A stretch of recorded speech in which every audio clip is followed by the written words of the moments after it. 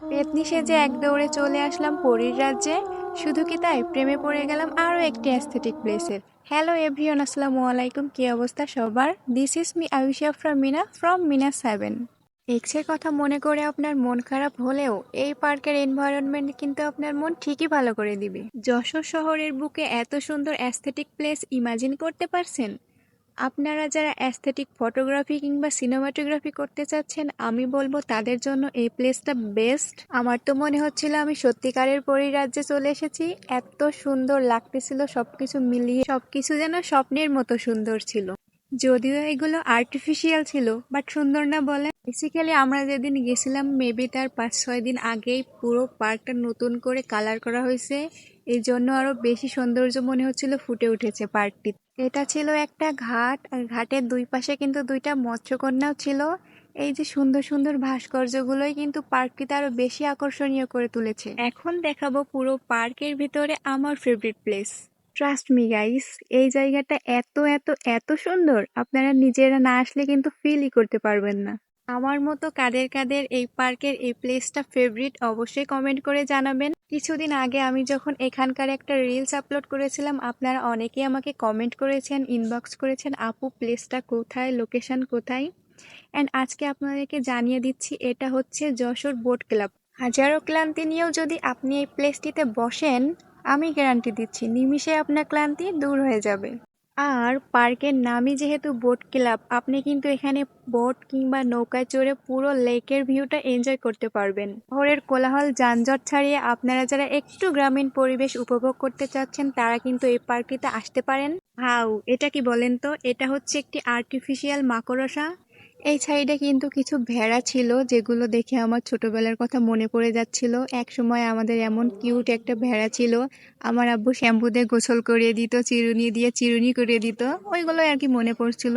দেন এই পাশে চলে আসলাম, এটা ছিল একটা মিনি চিড়িয়াখানা, যার ভিতরে হরিণ ছিল, এখানে পাতা না কি বলে খাচ্ছিল। আমি আবার ওইখানে যে ওদেরকে হাই দিচ্ছিলাম। তারপরে হরিণ দেখে এই পাশে এসে দেখলাম যে কিছু ঘোড়া এখানে ঘাস খাচ্ছে। আমি ভাবলাম যে ওদের সাথে গিয়ে কিছু পিকচার তুলবো, বাট আমার আর সাহসে কুলায় নাই। আমি চলে আসছি পাশ কাটিয়ে। যদি এক লাথি দেয় ভাই, আমার তো আর খুঁজেই পাওয়া যাবে না। আর একটা কথা জানিয়ে রাখি, এটা কিন্তু সম্পূর্ণ সেনাবাহিনী দ্বারা নিয়ন্ত্রিত।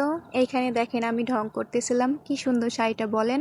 এই সুন্দর শাড়িটা কিন্তু পেয়ে যাবেন আপনার হাই চয়েস বিডি পেজে, যেটার লিঙ্ক আমি ক্যাপশনে দিয়ে দিব। আর এটা ছিল বেসিক্যালি একটা বধ্যভূমি, যেটার ইতিহাস আমি জানি না, আপনারা কেউ জানলে অবশ্যই আমাকে জানাবেন। তারপর এই পাশে চলে আসলাম, এখানে কিন্তু সুন্দর একটা পদ্ম পুকুর ছিল। সরি, পদ্ম পুকুর না, এটা হচ্ছে লাল শাপলা বলে।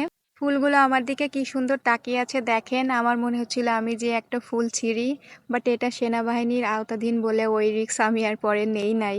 দেন এখানে চলে আসলাম, এখানে দোলনা ছিল। আমার মনে হচ্ছিল যে আমি বাচ্চা হয়ে গেছি, এমন হয়ে দুলতেছিলাম। ব্যাক সাইডে কিন্তু আরো বড় একটি সুন্দর দোলনা ছিল, ওইখানের ক্লিপটা আমি আসলে নেই নাই। তারপর চলে আসলাম আর একটা কর্নারে। এই পার্কের প্রতিটা কর্নারই কিন্তু অসম্ভব অসম্ভব সুন্দর। আর দেখেন ওইখানে কিন্তু কিছু হাঁসও ছিল। আমার মনেই হচ্ছিল না আমি যশোরের ভিতরে আছি, আমার মনে হচ্ছিল আমি একটা কোনো গ্রামে সময় কাটাচ্ছি। যদিও এটা কিন্তু মেইন টাউন থেকে অনেকটা ভেতরের দিকে। জায়গাটা এত সুন্দর, আর বিকালের দিকে আসলে তো আরো বেশি সুন্দর ফিল পাওয়া যাবে। এটা ছিল একটা বোট, যেটার নাম ছিল মন ময়ূরী। আমি শুনেছি অনেক মানুষ হলে এটা নাকি পানির মাঝখানেও নিয়ে যাওয়া হয়। ব্যাপারটা কি দারুণ বলেন তো। এই বোটের উপর দাঁড়িয়ে অপোজিট পাশটা একদম মনে হচ্ছিল আমি সুন্দরবনে চলে এসেছি, এমন একটা সুন্দর ভাইবস দিচ্ছিল। এত কি ভাবছেন, ছুটির দিনে আপনার প্রিয় মানুষকে নিয়ে চলে আসুন এই সুন্দর প্লেসটি উপভোগ করার জন্য।